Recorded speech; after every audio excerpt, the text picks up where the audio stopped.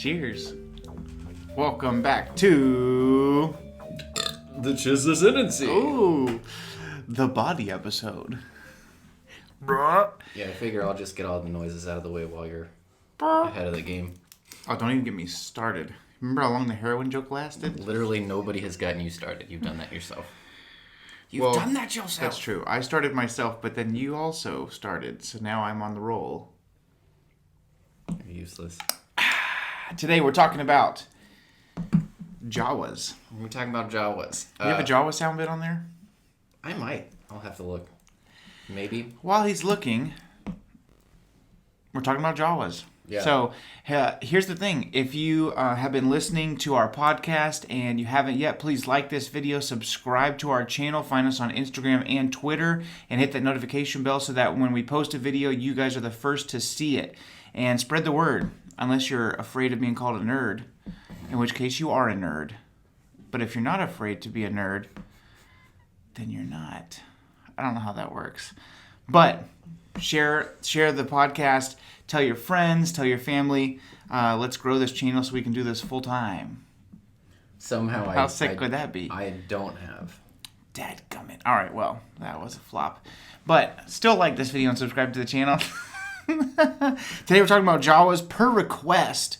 So that's the thing also. If you have something that you're like, oh, here's my favorite character, or here's a favorite. Oh, I had a really cool request from my buddy Brandon, a.k.a. the Skeleton Astronaut on Instagram. Shout out, Brandon. But he said you guys should do a top 10 ships of Star Wars. And he even said, let's call it the rides of Star Wars. And I was like, oh, dang, you even got like a little twisty twist on it. And then he said, make sure it's your opinion, because if it's popular opinion, then of course Millennium Falcon has to be number one. But if it's just your opinion, then you can do whatever you want, and it gives you a good excuse. I already know what my top ship in Star Wars Legends, at least. Ooh, okay, go ahead. That's good. We gotta save it. So maybe that'll be next week. We'll see. We'll see. But feel free, if you guys have something that you're just super excited about, or if you have questions or whatever, please let us know, because that's really one of the reasons we're doing this, is because we enjoy talking about Star Wars, and so this is kind of cool. So the same way that my friend Christian requested the Jar Jar episode and we made his dreams come to life, your buddy... Yeah, my friend Timothy... I was his best man last year. He recently celebrated his anniversary, so happy belated anniversary, Tim. Oh, this is your anniversary gift, Tim.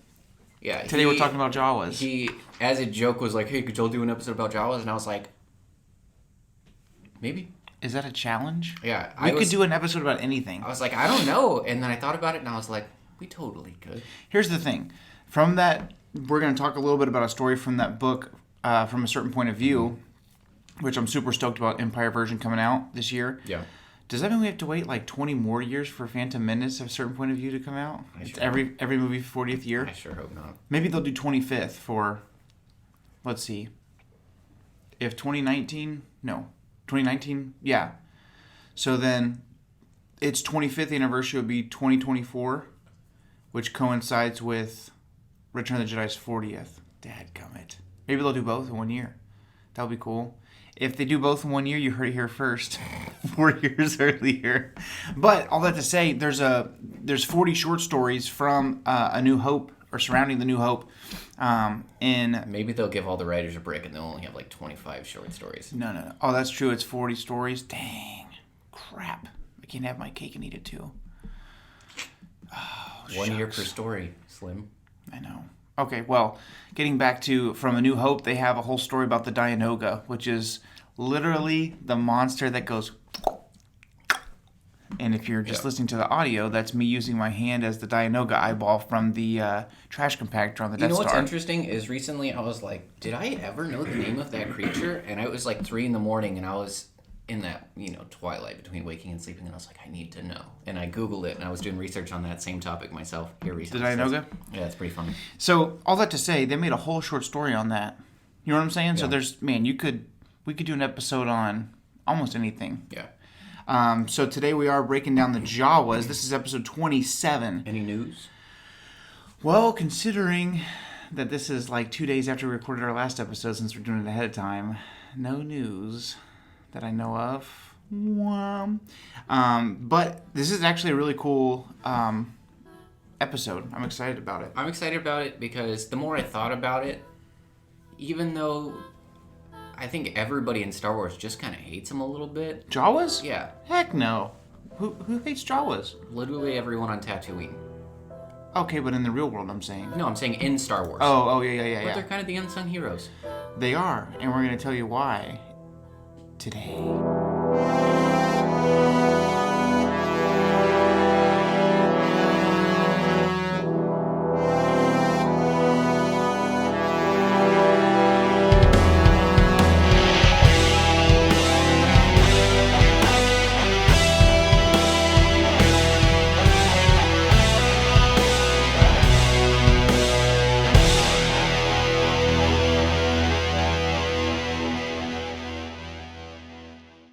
All right, so let's just jump into this. Hey, I just want to give myself a little pat on the back because today's notes are off the charts.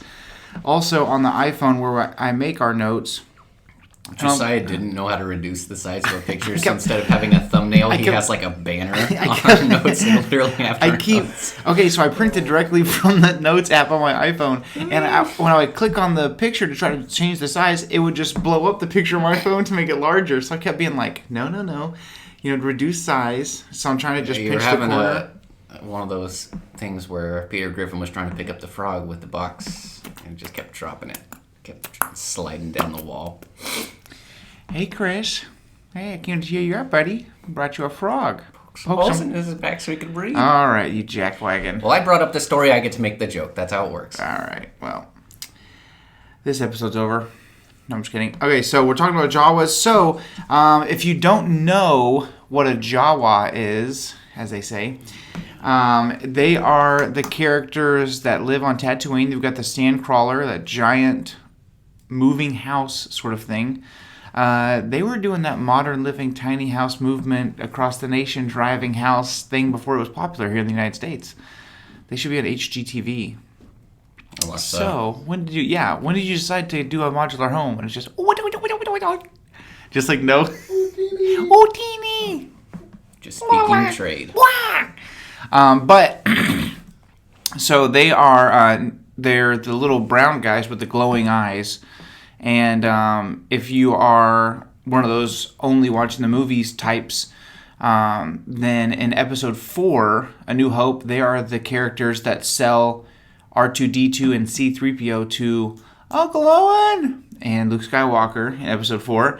And the funny thing about the Jawas from the original Star Wars is that Star Wars just kind of morphs as time goes, and so it's more cemented now. You know what I mean? Like, for instance, when the Emperor and Darth Vader die in episode 6, that's supposed to be the end of the Sith in canon, right? So when Kylo Ren comes back, or Snoke or whoever, everybody was like, they've ruined Anakin's sacrifice. They're dark side users, they're Sith. And Star Wars had to literally come and be like, they are dark side users, but they're not necessarily Sith, so technically the prophecy came true. Like, the longer Star Wars exists, the more it has to figure itself out within that universe. But back when George Lucas first created Star Wars, he was like, all right, this one's going to be pretty short, and this one's going to look like it's 2 kids on top of each other, okay? So if you go back and you watch A New Hope, if you watched episode 2 of The Mandalorian, entitled The Child, all the Jawas are the same size. But if you watch episode 4, there's some that, they look like a little kid, or like, maybe, dwarf or whatever. And then some of them, it looks like when the 2 kids from that one movie, oh my gosh, that has the He-Man and Woman Haters Club in it. I'm just going to let you figure this one out. I could bail you Little out Rascals. Right now. Oh, Adam, you cheater. That's why he's here, to help you. So you got the 2 kids that they're the Little Rascals, and they go into the bank and they're like, I'd like to make a withdrawal. Like, that's what the Jawa looks like. There's one of them that's like, you can tell that it really looks like 2 kids. Maybe it is, I don't know. But you can tell because as they're walking, the hands are like flailing about. Like, the person on top's like, stay still. But anyways, that's just so silly. So that's who the Jawas are. They're those little folks that they have those glowing yellow eyes, and they live in a sandcrawler, and they sell trash robots for a living. It's a humble. It's not much, but it's honest work. It's honest work. But the cool thing is that in Legends, at least, what they look like under their little outfits was discovered, and that's what this giant picture is. So I'm sure we can always just put a picture in the dadgum video, but if you can't and you're just listening online driving to work, they basically in Legends kind of look like a rat. Like they look like a disgusting, slimy, contemptible sewer rat. That's a Great Mouse Detective quote. What are we laughing at? You're just like, they look like a rat. They're disgusting. Absolutely abysmal. I can't stand them. They stink, and I can smell them from here, and I hate them. They're rats. They look like dirty rats. I don't know. Your explanation on it just escalated very quickly. You dirty rat. You're the guy that shot my paw. Ernest Goes to Jail. You guys remember that? Anybody watched Ernest Goes to Jail? Where he's doing all those impressions? He's trying to get his... We grew up in the same house. You know that, right? I'm talking to our audience. Okay. The silent majority of people listening to this is our audience. So, yeah, in Legends, they look like... Yeah, except for the 2 views comes from me and you checking to make sure the video's live. So they look like these little rats, but think about how terrifying that would be if there really was a rat in real life that could stand on 2 legs and was 3 or 4 feet tall. Yeah. To quote a film that you appear to be overlooking is The Princess Bride, Rodents of Unusual Size. I don't recall that quote. That's a pretty big theme throughout the movie, I feel like. Oh, really? Yeah. I've seen that movie. Anyway, rodents of unusual size come up quite a bit. Really? It's kind of what you're talking about. I also think of, like, A Night at the Museum 2, when Owen Wilson's character rides that squirrel, or is it the Roman guy? I can't remember. Anyway, they ride a squirrel, but that squirrel's giant to them. Right. And I was like, man, squirrels were really that big, they'd take over the world. Yeah, and when they zoom in and the squirrel, like, rears up on its hind legs, and it's like... Yeah. With its arms. That's so funny. But yeah, so in canon material, which is, you know, obviously we talked about this a million times, but Legends is anything that was written outside of Clone Wars or the movies themselves before the Disney purchase. So since then, anything that's come out, there's never really been anything discovered that's like, here's specifically what they look like. But as I was doing some research, good one, I was... reading their description in the canon section on Wikipedia, so there's where all the knowledge comes from. But it says that... And you know it's the best, because literally anyone in the world can write whatever they want. So you know exactly. You're only getting the best information. Yeah. But... It's The Office, Michael Scott. Oh. Well, it says that in the description section that they are... nobody really knows what they look like underneath their cowls, but... they smell like wet rats. So it's like, just say it. To jump a little bit ahead, but also it's relevant. In the story, Stories from the Sands, that is in the 40-year celebration from a certain point of view of A New Hope. Yeah. That's probably the most like fur. Story we get. Oh, yeah? Yeah, because we have our main character, Jot. He's in his little hidey hole with his treasure hoard. Mm-hmm. He accidentally leans against the starboard wall, which, if you know anything about ships, if you're facing this way, it's the right-hand side. Mm-hmm. And he leaned against it, and since it's Tatooine, it's the metal being was baked super by hot. The sun. It was unbearably hot so to touch, his fur. It singed his fur. So they are rats. They're furry, at least. And they smell like rats. Perhaps. So you understand the something else the that was kind of cool here. That was mentioned is that they're given their robes at infancy, and they have that same robe their whole life. So are they just born huge? No. So what he said is that most Jawas will measure their height or their growth by how many times their robes had to be hemmed. He said cool. An average Jawa has about 5 hems, and that our main character Jot only had 2. Yeah, he's the little guy. He's the little guy. Yeah, he's like the child of Jawas. Yeah, I guess so. I mean, full-grown man. I'm saying just size-wise, he's little. Yeah.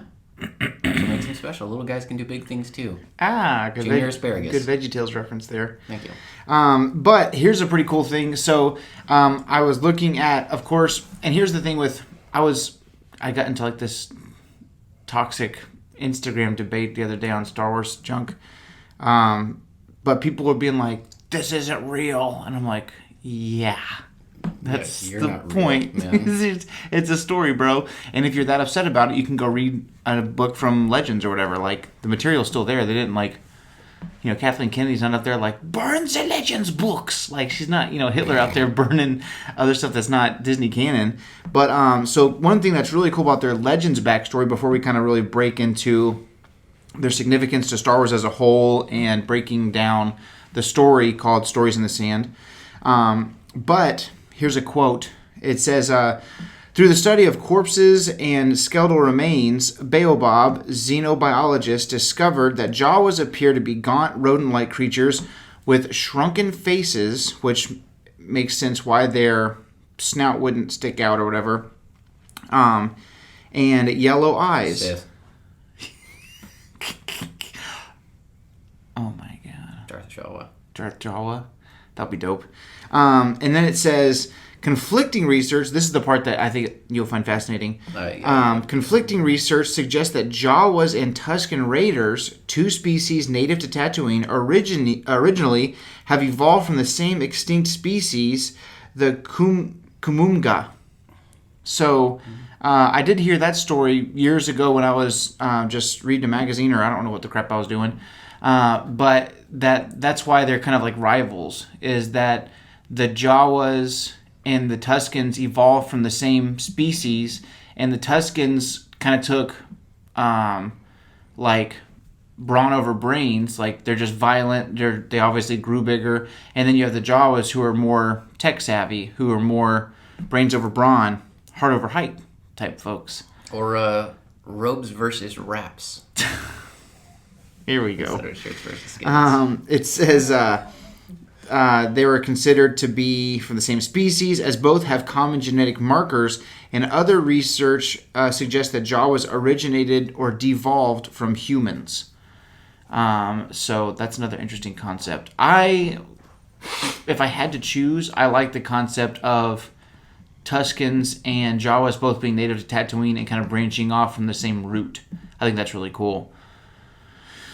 Pretty neat, and they also kind of seem to have a little bit of a relationship or rivalry, just dependent on what Obi-Wan says in Episode 4 about how there's that Jawa raid and it's made to look like Sand People did it, but only Imperial Stormtroopers are so precise. You know what's kind of ironic about these broad stroke statements is how we see the Mandalorian interact with them in the Mandalorian series. Uh-huh. Like, he sees the Jawas scrapping his ship and he's ready to... So I started blasting. Mm-hmm. But then you see what the Tusken Raiders, and he's like, talking to him. Yeah. Well, I think the deal with that is the Tuskens are definitely a more immediate threat. Yeah, I just think it's funny that you think of the Jawas as the more intellectual, so you would think that they would be the ones you would try to communicate first. Mm-hmm. But he just starts murdering, and then the Tuskens, who you would think you would just have to start fighting, he's doing, happy hands stuff. I really, really liked... A lot of people didn't like that episode of The Mandalorian because it was just like, well, it's just a nostalgia box. But I freaking loved it. Going back to Tatooine, seeing... You're talking about one of the foremost bounty hunters in the galaxy. He's got to go to Tatooine. Yeah. You got to. Well, I just really liked the concept That's like bounty hunting Mecca. You got to go. Yeah, it was just very cool because I do like the concept of you can't just murder the Tuskens. You're on their turf. You got to communicate with them. I really liked that concept. I also liked it when Din Djarin gave the young guy gave away his glasses. I thought that was funny. His binoculars or whatever it was. He was like, "Those are new," and he's like, "Yeah, Good, they like them." Yeah. So, Samuel, what is the significance of Jawas in Star Wars? I think I can't really think of a better analogy, and it works because they're mechanic type species, but they're kind of the lubricant to the Star Wars story. You know what I mean? Like we have a lot to the Jawas. For instance, in the Stories from the Sand, we have Jot, the story of a Jawa who is smaller than average, and they kind of describe his life in the sand crawler and how most Jawas know every millimeter of the sand crawler, and that's saying something because a sand crawler has a lot of millimeters. I thought that was kind of a funny sentence. And basically, Jot found this little hidey hole. Right. That this is supposed to maximize space, maximize efficiency, but he found a little space that he could have all to his own. And funny enough, it kind of reminded me of a concept of how Rael Averross thinks about the Jedi Temple, where there's basically no such thing as personal space, no such thing as privacy, because it's so communal. Mm-hmm. And Jot was reflecting on his time in the Sandcrawler and how there is no personal space, there's no privacy, and he didn't realize how much he needed that personal time and time alone until he found some of it for himself in his little dragon's hoard of things that he's collected. And so it's, just to make broad points instead of telling the whole half-hour story in half an hour, he is a Jawa that values stories. He likes to hear about stories. He likes to tell stories. And so they find a bounty hunter's ship who's crashed, and he has a modified R2 unit. Everything from the dome down is absolutely ruined, but it was a specialized unit, so it has like a secondary power supply and memory banks, especially for the projector. Right. He finds this projector, he takes it, and he calls it Storyteller. Yeah. So he gets transferred from like the line where he's sorting and collecting different things, which he initially liked because he could just toss things that he liked from the assembly line or whatever down to his little spot. And he requested a transfer in the kind of like the finishing room. So they'll basically wipe the memory banks of droids that they're looking to sell. But he'll take those parts and he'll go back to Storyteller, and he'll see the stories that all those R2 units have to tell, and he'll basically carry on their legacy for him. And because he had this one story about a crate dragon that he found with his family that he absolutely destroyed, and over time he got bored of his own story, his like greatest shining moment, and he said or thought to himself that he didn't want to do the same thing to all these stories, so he watched them as few times as possible. And because he had to wipe all those memories, that he was like, I'm gonna carry those on for myself. He saw it as his duty to remember all those stories because he'd be the only one that'd be carrying them on. Because he needs to wipe the memory banks anyway, so that the new owner can start with the new slate. Exactly. So I also like that the little hidey hole that he's in. They describe him as so small, and he's like the only one. He barely fits in this little space. So I like that little. He's got a little cubby. Yeah, he's got a little spot, and it said that he was particularly drawn to a special R2 unit that was in pristine condition. It looked like the treads were changed yesterday. It still had paint, which means it hadn't been out there for like 2 minutes. It's R2-D2. He's obviously, he's still talking about R2-D2. But his eye was drawn to R2-D2 because it was such in pristine condition. It was everybody was curious. What was the deal? He didn't just have, stun mark blasts. He had actual blaster scoring, but he was in really good condition. So he was kind of an anomaly to all these Jawa, and so he was very excited. He'd seen some action, but he was in good shape. Right. Which is not Tatooine style. Yeah, exactly. And so you think about all the R2 units that could tell stories. Freaking R2-D2. He stumbled upon like the most valuable storytelling R2 unit. Yeah, he talks about seeing stuff from when they leave Naboo. Yeah, all the way basically Naboo. He sees all Star Wars prequels up until the beginning of Episode 4. Yeah, he basically like just really quick bullet points talks about stuff from leaving Naboo and Padme Amidala's dope ship. He talks about the droid foundries on Geonosis. Yes, Oh, very nice. So he talks. Great, this won't work out here. No, they won't. We take some kind of Jedi lady and like that, it won't work. Anyway. Mind tricks don't work on me. Only money. It's like the Conor McGregor of Star Wars characters. Those me gradually floating up and down. Remember when he goes, and then Anakin fixes that droid and he goes, "It is you." He's like excited. His wings do a little stunner. But anyways, double take. So you see all of Star Wars. Yeah, and it's cool because he talks about. I think he talks about seeing Obi-Wan and Anakin fight. He talks about seeing the Jedi fight or swords of fire, and then they're using magic to fight each other. It was just cool to hear about it from the perspective of a Jawa, how somebody that didn't speak Basic, only spoke trade. Now imagine you're this Jawa, you're Jot. And you're like, what gets you like just going in the morning is the idea of watching someone brush their teeth. Like, think about that. Like, when he's watching these droids' memories, they're on Tatooine. Yeah. So it's like, I think, what's he watching? Just dust? People just dusting stuff? It says he was attracted to the stories in the stars. and he was emotionally moved the first time he saw the memories of that initial R2 unit. Yeah. Because he got to see his planet from kilometers high. Mm-hmm. And he got to see like the last few minutes of the ship before it crashed. And that was kind of when he started to move mentally away from his life on the Sandcrawler to going on to bigger and better things. The story ends ultimately with him leaving the Sandcrawler and going to Mos Eisley and finding a spaceport. He's going to get out of here. He wants to get out of there. He has bigger ambitions, which I think is cool. It's a cool ending for Jot. That's very cool. But anyway, he finds our 2 stories. He's examining them, and he realizes they're too valuable to be wiped. So he on purpose neglects his duty to wipe the memory. And so it was because of Jot's dereliction of duty that we have R2's memories to pass on to Luke. Jot single-handedly saved the galaxy. Dang, that's hardcore. It's that kind of thing where if this was Legends, it would talk about how the Force kind of like nudged him to do something different. Like he definitely has a moment where it's kind of like a nudging of the universe or the Force or whatever you want to call it, where it's you know what I mean? He just somehow he knows that these memories are important to the galaxy. Yeah. And you're coming from a guy who spends 90% of his time in a tiny cubby in a metal box in the desert. It's so cool because he has this moment of clarity where, and maybe seeing these other memories kind of opens up his mind to the idea of a world outside of Tatooine. I think about it as kind of like when, I don't know, you go and visit people who haven't really left their community. And you can kind of be a demonstration to the things that are bigger world. You know what I mean? You can help them visualize a life outside of just their small community that they've never seen an example of. Yeah. Right? And that's kind of what Jot has. And if they're Amish, they just go buck wild. Yeah. A la Kingpin.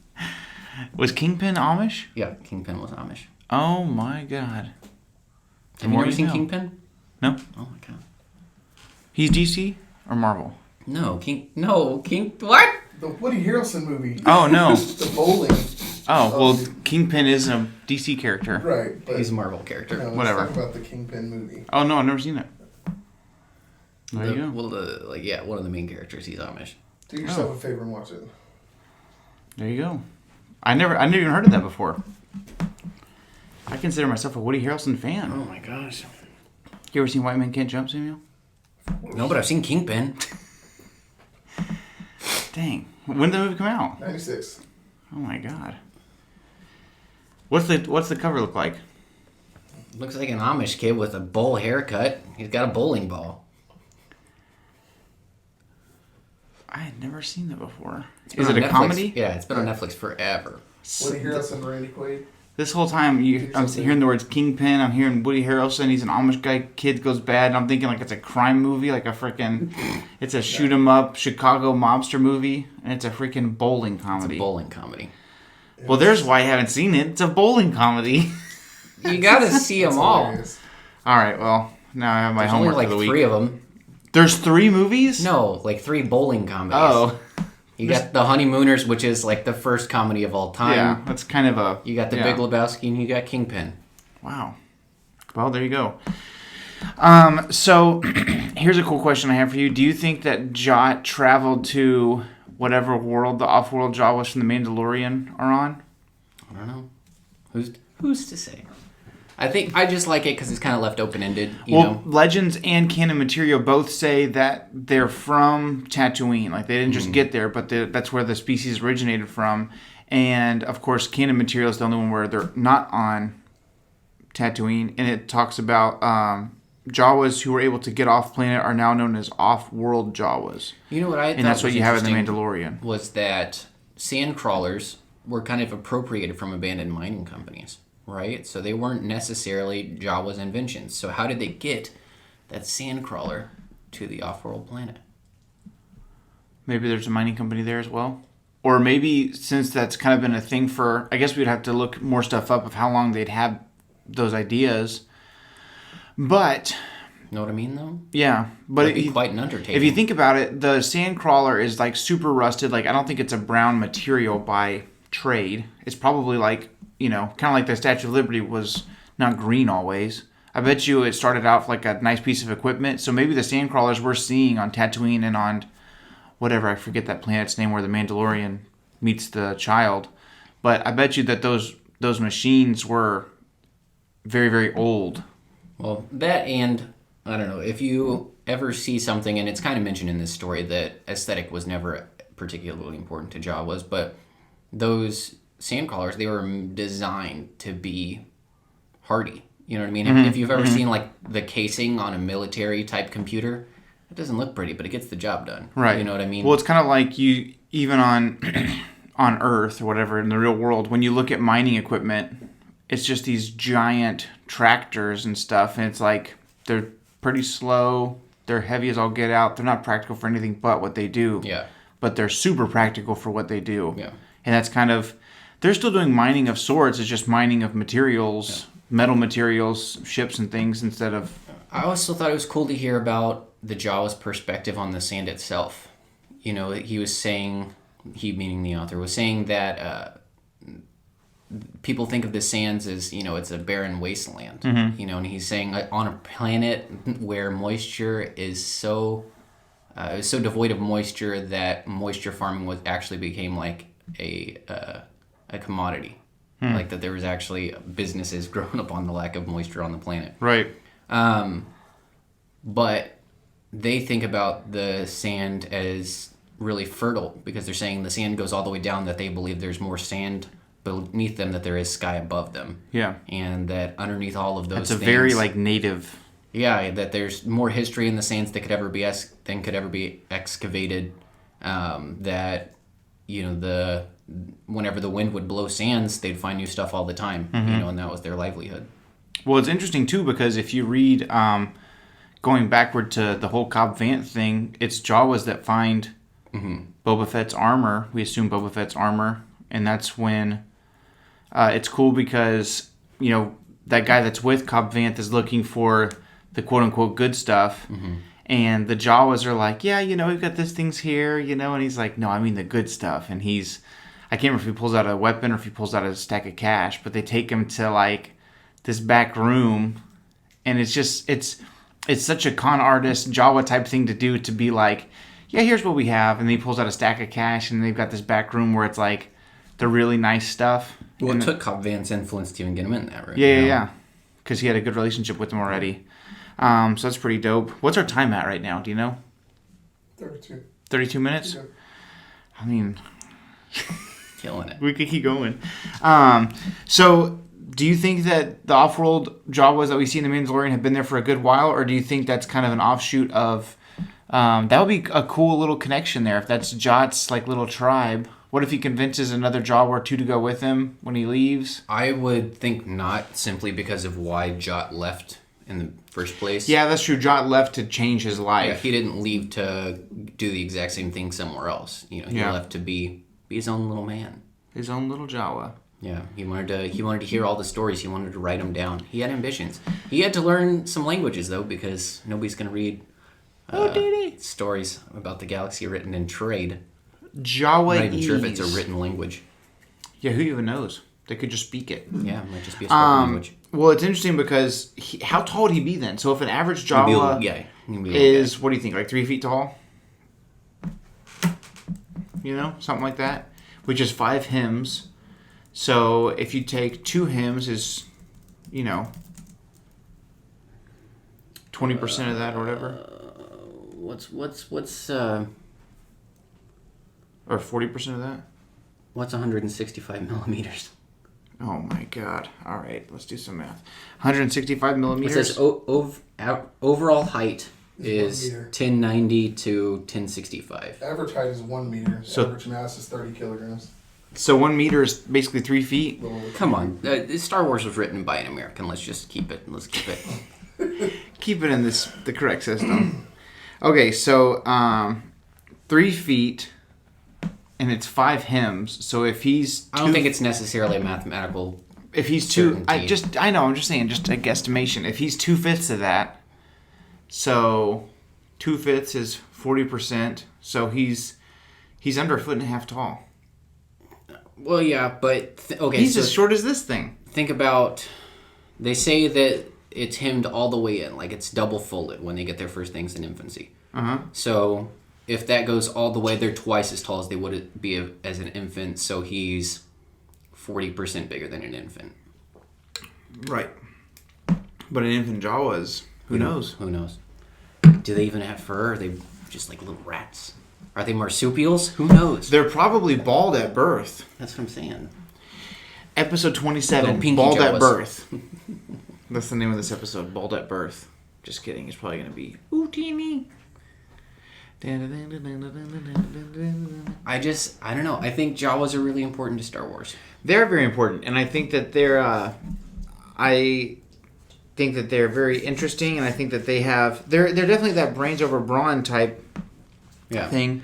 They're kind of swindly, I would say. It's cool to examine Star Wars from the perspective of a Jawa, because we have Jot, who's the only Jawa whose head I've ever gotten inside in, so I'm going to keep bringing him up. Sorry, not sorry. Yeah, I think that's the only... Now that I think about it, I cannot think of another character that's a Jawa that you get even to named. think.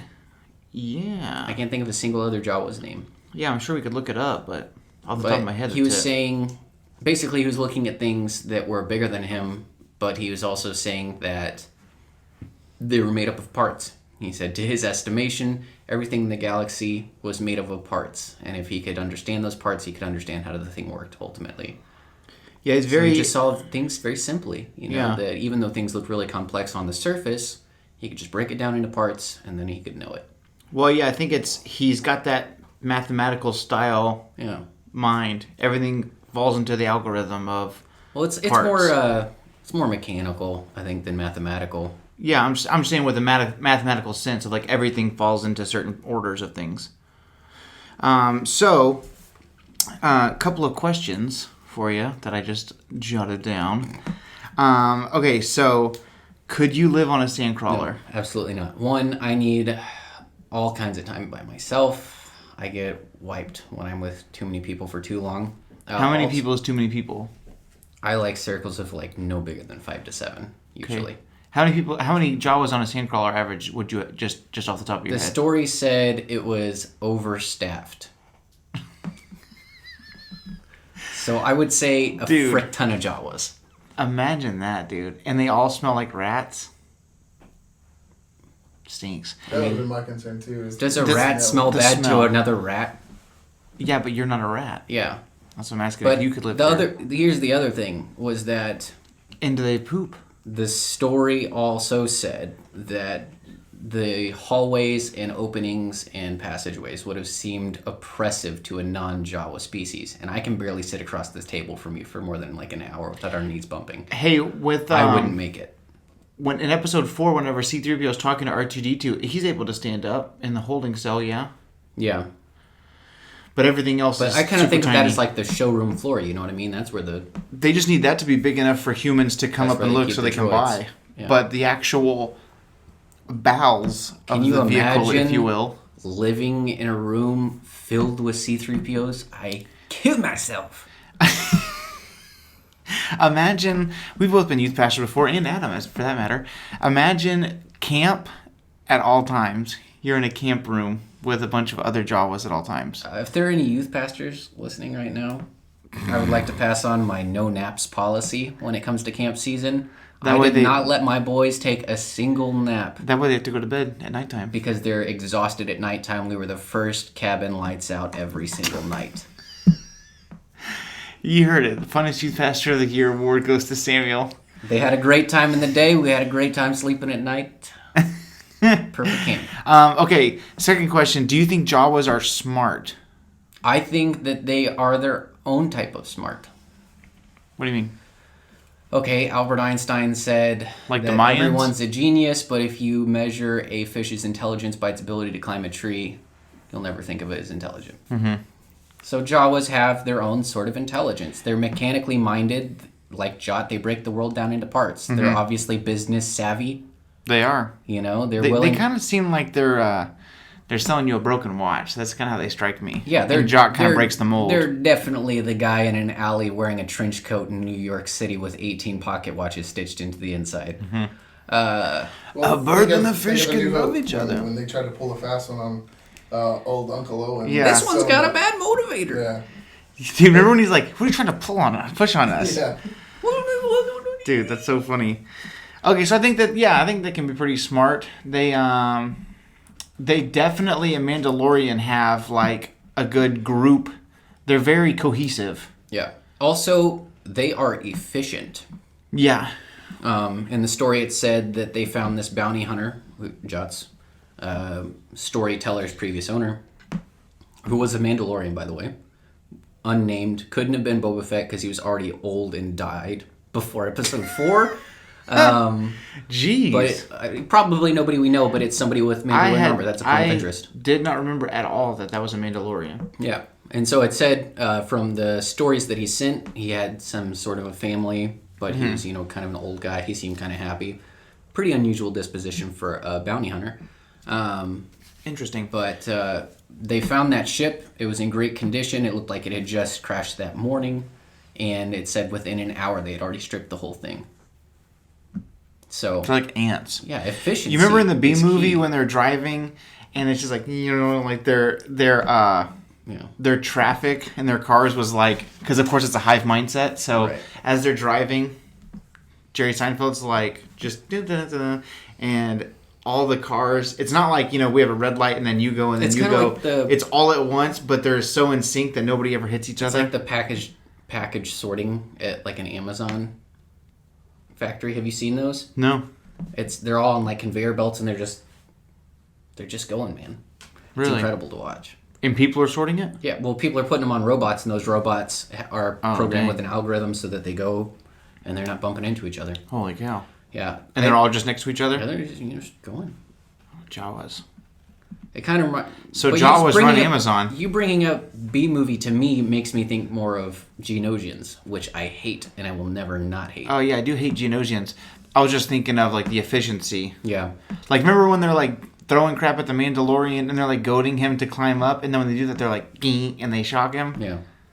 Like, they got a sense of humor, I think. Oh, they for sure have a sense of humor. Yeah, I could hang out a Jawa if I could speak Jawa. Jawa'ese. I don't know if I could. I feel like they're kind of racist. That's true. They are kind of racist towards the Mandalorian. I feel like they're racist against everybody that's not a Jawa. It's like Jawas versus the worlds. It's true. Well, that kind of brings up this next question. Who wins in a fight? Okay, now not just naked in the sand, but like I knew what this was going to say before I read it. Tuskens with all their rifles and whatnot, bullcrap, banthas, all that. They're cyclers. Or Jawas. That's what a Tusken rifle is called, by the way, a cycler. Yep. And then a Jawa clan, staffed or overstaffed, and with all their little knickknacks. In a sandcrawler. If you've ever played Tatooine Hunt on Star Wars Battlefront 2 2005, you will know that the Jawas win this handily every time. I get that, but I'm thinking every time. Outside of the hunt mode, every time. I just think that the Jawas are too clever. And that's another reason why I wouldn't. The only reservation I have, and it's a big one. You never see Anakin killing an entire sandcrawler's worth of Jawas. Yeah, but here's the thing: is that in Episode 4, whenever they go, it looks like Sand People have killed all those Jawas, and so that was something that Luke was made to believe really happened. And if that wasn't something that was a normal occurrence, it would be weird. Does it make sense? I feel like it's easier to believe that the Tusken Raiders would launch an attack on the Jawas. Yeah. I guess they just needed someone to kill the Jawas. I think the Jawas they're too nomadic to be territorial. Mm-hmm. You know what I mean? The Tuskens are far more territorial. Yeah, the Tuskens are crazy because they believe that the water belongs to them. It's their birthright as Tuskens. Greedy. Have you read Kenobi by John Jackson Miller? I don't think so. It's dope. It's dope. I'm going to watch the crap out of that Kenobi series, I'll tell you what. Also, here's a weird thing about Tuskens is that they have, like, like from Legends, you have Sharad Het, who is a Tusken Raider, who is a Jedi. Of course. You know what I'm talking about? Yeah, I do. And then his son is Asharad. So it's like, you're Samuel, and then I guess your son would be Samuel. So it's A apostrophe, Sharad. Sharad and Asharad. So what is Asharad's son's name? Asharad? I always wonder about that. Sharad. Because they always had like Yark. They had in the Kenobi story they have Yark and Ayark. Maybe it's like Dang, I forget maybe what that's I'm like referencing. junior. But like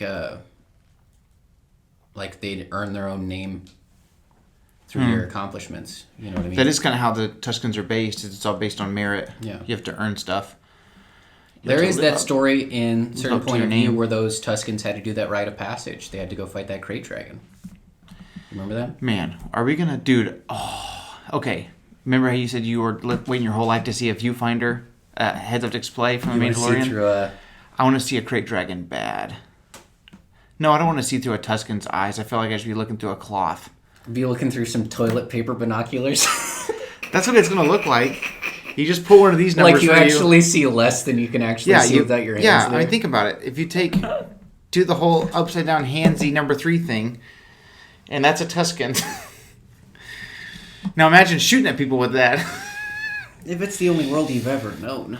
Now, you want to hear a cool fan/conspiracy theory? Is Okay. that Tuscans are time travelers, and in episode 1 when they're shooting at the pod race, it's because they know who Anakin's going to become, and they're trying to kill him before he can slaughter their whole village. I doubt it simply because that's one of the most closely guarded secrets in the entire galaxy. No, I know it's not real. I'm just saying it's a cool idea. Yeah, but I'm just poking holes in why it would never come true, even if it were true. Well, it wouldn't come true because they missed. First of all, time travelers should be better shot. Am I right? They've got all of time to work on their To aim. practice. Yeah, but you imagine shooting through this. I cut the hole in this cannon, hold it over your eye, and you go. Yeah, but it's the only world you've ever known, so, you know. Yeah, I just still Evens don't out. think if you're more blind than usual, it helps. Also, that's one of the other things. How do you know that they don't have, like, high-tech optics in there? Because they're Tuscans. Okay, that is bigotry. Interesting that you say that Jawas have a cloth from birth and they hem it as they go, because weird fact is that Tuscans, they obviously have their wraps going on, and they marry, and you only, like, the only other person to see your face, obviously, like, when you're born, but as soon as you're able to, you have that mask on, and your husband or wife doesn't even see your face until you guys are married, and on your wedding night, you're allowed to take your cloths off. Better hope you're lucky. Dude, that's what it's like dating during this pandemic. Better freaking hope you like her personality, because I mean, me and Adam are ShamWowed. me and Adam are safe because we met our wives before. God forbid you meet a woman right now, Samuel, and she's got a mask on, and she has pretty eyes, and then she has a mustache. Maybe just for the rest of the world, we'll have to wear masks, and then it'll even out. Nobody ever sees her face. Nobody, not even me. Y'all go to kiss, and it's just over a mask. You just hear like fabric rustling. So anyway, if y'all are single out there, be careful right now because there's some. You might some get shysters. some bamboozled. So yeah, I think Jawas wins in a fight. Tuscans wins in an ambush. Fun fact about the Jawas cloth is that they always wear it because it keeps them from dehydrating. It keeps the moisture in. So it protects them. So to me, that kind of sounds like Tatooine is more of a dry heat than You hear that, Tim? It's a dry heat. instead of a humidity type thing, which makes sense because they're moisture farmers. Yeah. So it's an arid type place. That reminds me of a time that I had to do a geography quiz in high school, and we all cheated because the teacher left the room, and he was like, "This is why you fail, because you never actually study the curriculum." Yeah, that was Mr. Yorty. You guessed it. Yeah, I had a feeling. But yeah, that makes sense. So that kind of adds to the whole rat stink, I would imagine. I guess they're Just bottle it up. like Bear Grylls, just like cycling their urine. Ugh. You drink it and then you pee it out and you shower with it. And then you carry it around in this dead snake skin. Carry it around your neck like it's a live snake, but it's And then if full a of wild your dog pee. attacks you, you just fling it at them. Ugh. Yeah, well. First butthole talk last week. Now we're talking about pee and a Urine. snakeskin talk. Urine. I think we need to get back to opium myself. Oh my god. That's definitely the most pure of the off-topic topics we've had. As far as cleanliness goes, as long as you dispose of your tools Have you ever properly. seen somebody on opium? They are not clean. They're asleep. You know what they're covered in? Their own feces and urine. You're right. That's enough butthole talk. So yeah, Jawa's very cool. The rats / hermits of the desert, and but very cool. And then you got that little guy Jot, who's just kind of his own guy. Okay. Definitely breaks the ceiling. Just like the Jawa Jot is responsible for keeping the integrity of R2's memory banks intact. Mm-hmm. We have the Jawas on the planet with the child and the Mandalorian that bring them to Kuil, who ultimately makes some of the things possible. Because they don't find him until the ship's dismantled. Am I wrong? Kuil's in episode 1. Oh yeah. When he's hunting down the asset. But they kind of, you know what I mean? Like it brings them together. Yeah. The fact that he's stranded there for a bit. Yeah, Because he would have just left. Man, R.I.P. He would have just left, and Kuil would have never gone with him. Yeah, very true. And then we would never learn how one can earn their freedom with the work of their hands. What a cool line. Well, all right, that's probably it for today. Who knows what other mysteries the Jawas have solved inadvertently through their avarice and greed. Wow. We went a whole episode without a dictionary word, and you just had to pull out avarice. The avarice never ends! All right, if you haven't watched The Grinch, go watch it. And if you haven't heard him say the avarice and looked it up on your own, go ahead and do that, and then come back and we'll talk about it. Real That avarice. movie is chock full of vocab words, by the way. It is. But it's so silly. Don't you feel like this is all kind of superfluous? Yeah, but as you're All right, watching Cindy it... Lou Who. Yeah, as you're watching it, you're just scoping by. We're getting way off subject here. So thank you guys for tuning in. Episode 27 of the Chiss Ascendancy, all about your best friend, the Jawas.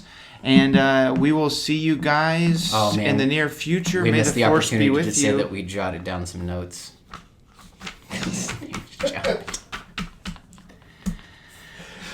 May the force be with you.